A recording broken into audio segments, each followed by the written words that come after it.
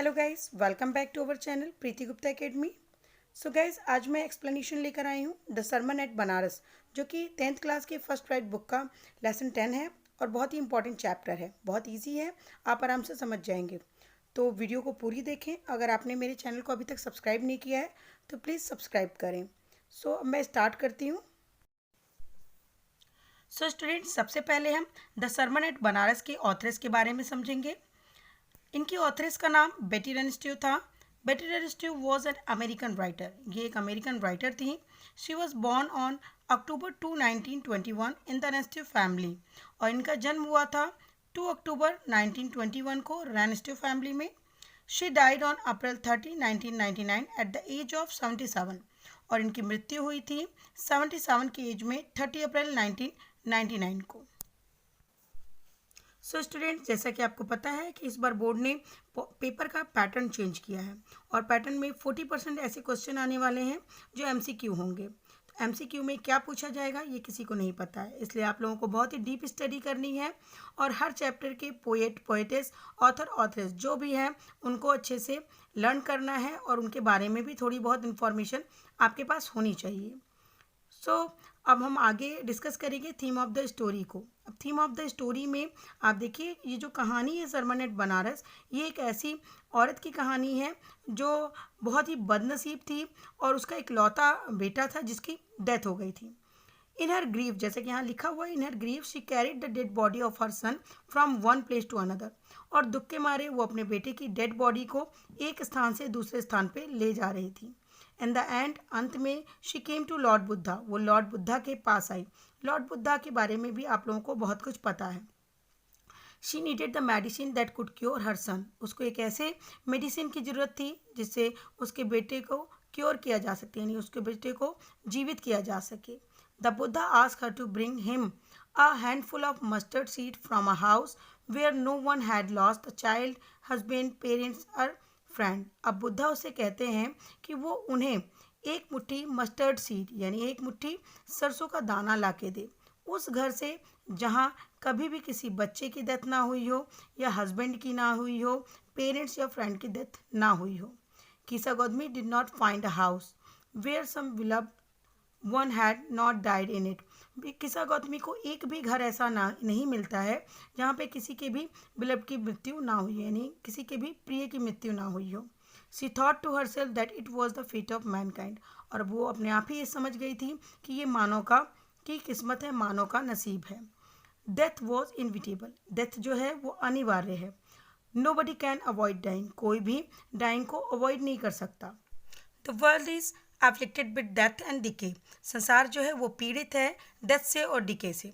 The wise don't grieve, और जो बुद्धिमान होते हैं वो ग्रीव नहीं करते, यानी दुखी नहीं होते हैं। He who has overcome all soon will become free from sorrow and be blessed, वो जल्द ही अपने सारे दुख को ओवरकम कर लेते हैं और उसके बाद वो ब्लेस्ड हो जाते हैं। सो स्टूडेंट्स, ये तो थीम थी। आपको समझ में आ गया होगा कि सरमन एट बनारस की थीम क्या है। सो स्टूडेंट्स, अब मैं इस चैप्टर के मेन पॉइंट्स को एक्सप्लेन करने वाली हूँ, ध्यान से सुनेंगे। फर्स्ट पॉइंट जो है वो है Gautam Buddha was born as a prince, he was named Siddhartha Gautama, यानी गौतम बुद्ध का जो जन्म हुआ था वो एक राजकुमार के रूप में हुआ था, मीन्स एक राजशाही परिवार में हुआ था। He was named Siddhartha Gautama, और उनका नाम था Siddhartha Gautam. He was married at the age of 16, उनकी शादी 16 की एज में हो गई थी। ही enjoyed the royal luxuries for 10 year, और उन्होंने रॉयल लग्जरीज को, यानी एक शानदार राजशाही जीवन को 10 सालों तक जिया। ही हैड अ सन, उनका एक पुत्र था।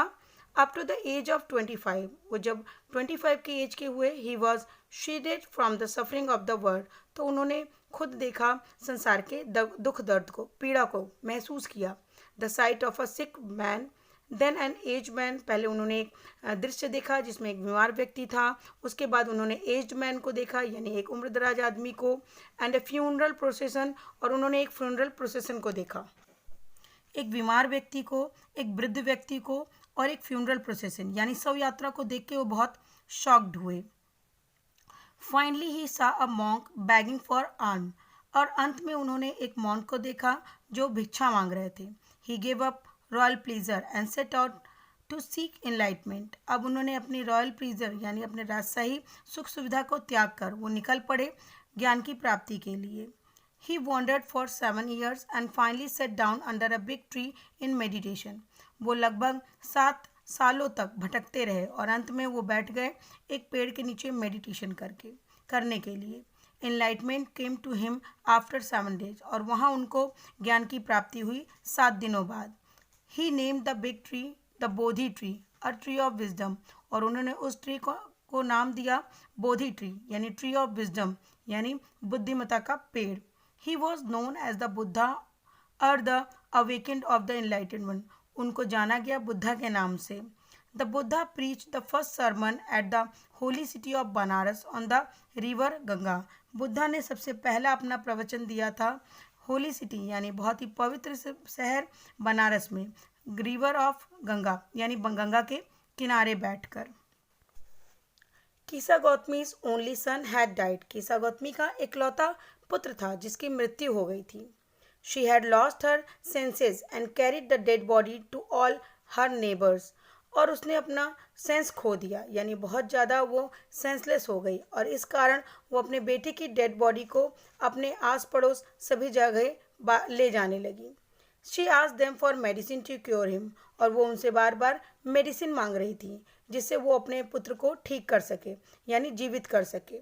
She prayed the Buddha to give such a medicine that might to cure her son. अब अंत में जब वो बुद्धा के पास पहुंची तो उसने बुद्धा से भी मेडिसिन मांगी उस रात जिससे वो अपने पुत्र को क्योर कर सके। अब बुद्धा ने कीसा गौतमी से कहा to bring a handful of mustard seed कि एक मुट्ठी मस्टर्ड सीड लेकर आओ यानी एक मुट्ठी सरसों का दाना लेकर आओ। She went from house to house and had no problem in getting a handful of mustard seed. वो एक घर से दूसरे घर गई बट उसको कोई भी प्रॉब्लम नहीं हुई हैंडफुल मस्टर्ड लाने में। However she did have a problem in finding a house where no one had died. जबकि उसको प्रॉब्लम हुई एक ऐसे घर को ढूंढने में जहाँ पे किसी की भी मृत्यु ना हुई हो।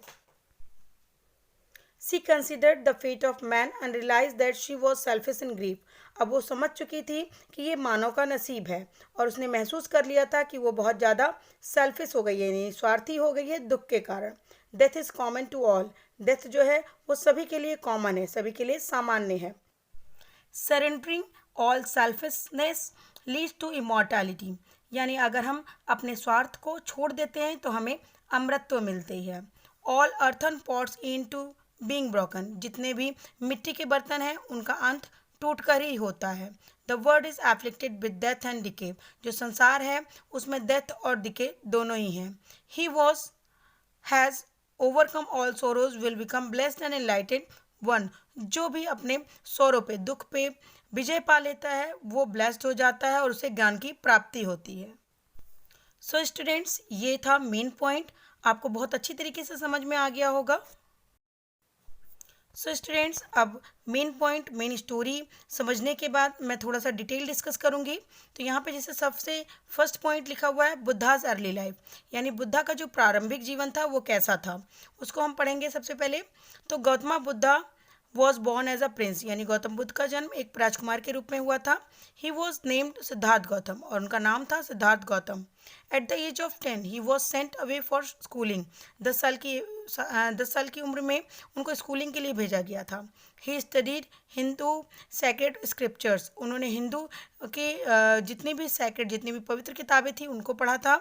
ही was married to a princess at the age of 16 और उनकी शादी 16 साल की एज में एक राजकुमारी से हो जाती है। ही हैड अ सन। उनको एक पुत्र हुआ। 10 years of his married life were spent in royal luxuries. उन्होंने 10 सालों तक अपनी मैरिड लाइफ को रॉयल लग्जरीज के साथ जिया यानी राजसी विलासिता के साथ जिया।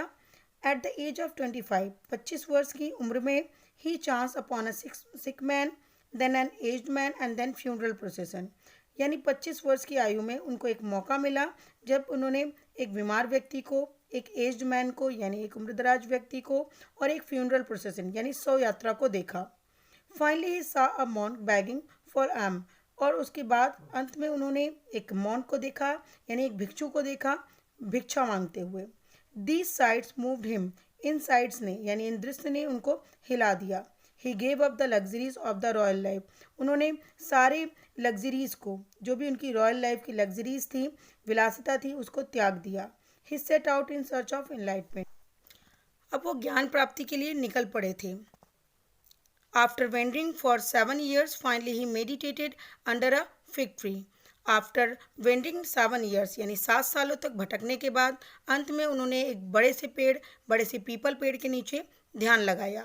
Enlightened after 7 days, और 7 दिनों बाद उन्हें ज्ञान की प्राप्ति हुई। He renamed the tree as Bodhi tree, और उन्होंने उस पेड़ को बोधि ट्री नाम दिया, यानी बोधि वृक्ष कहा। It was the tree of wisdom, और ये ज्ञान का पेड़ बन गया। He became known as Buddha, और उनको बुद्धा के नाम से जाना गया। द अवेकेंड और enlightened one, the Buddha preach his first sermon at Banaras. Buddha ने जो अपना पहला सरमन किया था, यानी पहला प्रवचन दिया था, वो बनारस में दिया था। बनारस सिटी के गंगा के किनारे दिया था। And the next point is किसा गौतमीज ओनली सन डाइड। किसा गौतमी के इकलौते पुत्र की मृत्यु हो गई थी। शी वॉज डीपली ग्रीव्ड, वो बहुत ज़्यादा दुखी थी। She carried her dead son to all her neighbours, वो अपने डेड सन यानी मरे हुए पुत्र को लेकर सभी पड़ोसियों के पास गई। She asked them for medicine, इसने सबसे मेडिसिन मांगी। The people thought that she had lost her senses, लोग सोचने लगे कि शायद ये इसका दिमाग खराब हो गया है, यानी अपने सेंस को खो दिया है। At last a man advice, अंत में एक व्यक्ति ने एडवाइस दिया, उसे सलाह दिया कि वो साक्य मुनि बुद्ध के पास जाए, यानी गौतम बुद्ध के पास जाए। शी वेंट टू हिम, ये किसा गौतमी उनके पास गई। And requested to give some medicine that could cure her son, और इसने निवेदन किया कि कोई ऐसी मेडिसिन दे जिससे उसका पुत्र जीवित हो जाए, यानी ठीक हो जाए। अ हैंडफुल ऑफ मस्टर्ड, यानी एक मुट्ठी सरसों का दाना। The Buddha asked her to bring a handful of mustard seed from a house where no one had lost a child, husband, parents or friend. अब गौतम बुद्ध ने किसा गौतमी से कहा कि वो एक मुट्ठी मस्टर्ड सीड यानी सरसों का दाना उस घर से लेकर आए जहाँ पे ना किसी बच्चे की, हस्बैंड की, पेरेंट्स की और फ्रेंड की मृत्यु हुई हो, यानी ऐसे घर से लेकर आए जहाँ इन किसी की भी मृत्यु ना हुई हो। Kisa Gautami went from one house to another, Kisa Gautami एक घर से दूसरे घर गई। There was no problem in getting a handful of mustard seed, उसको बिल्कुल भी प्रॉब्लम नहीं हुई कि उसे एक मुट्ठी मस्टर्ड का सीड ना मिले। But she could not find a house, लेकिन वो एक भी घर ऐसा नहीं ढूंढ पाई where no one had died, जहाँ पे कोई भी व्यक्ति ना मरा हो। Then she realize the fate of man, उसके बाद उसने रियलाइज़ किया कि ये मानव का नसीब है। She realise that she was selfish in her grief, उसने रियलाइज़ किया कि वो सेल्फिश यानी स्वार्थी हो गई थी अपने दुख के कारण। Death is common to all, और मृत्यु सभी के लिए सामान्य है। बुद्धा सरमन, अब बुद्धा का प्रवचन। The Buddha said that the life of मॉर्टल in this world is trouble and brief. Buddha ने कहा कि नश्वर मनुष्यों का जीवन इस संसार में परेशानियों से भरा हुआ है और संक्षिप्त है, यह दुख से भरा हुआ है।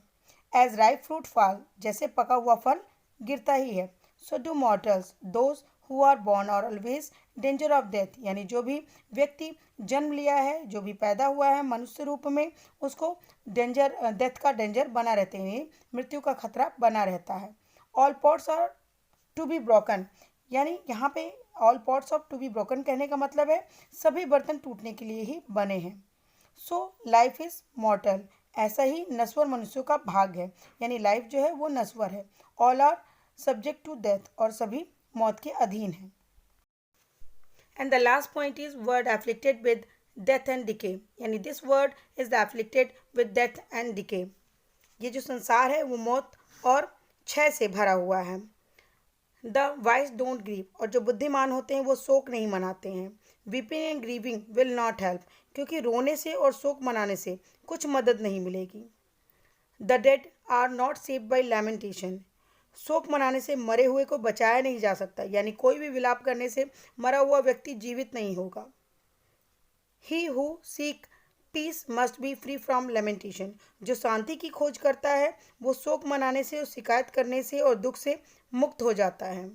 यानी यहाँ पे लिखा हुआ है एंड कंप्लेंट एंड ग्रीफ, यानी जो भी व्यक्ति who seek peace must be free from lamentation and complaint and grief, यानी जो भी व्यक्ति शांति चाहता है वो विलाप से, वो शिकायत कर, दुख से, सब चीज़ों से मुक्त हो जाता है।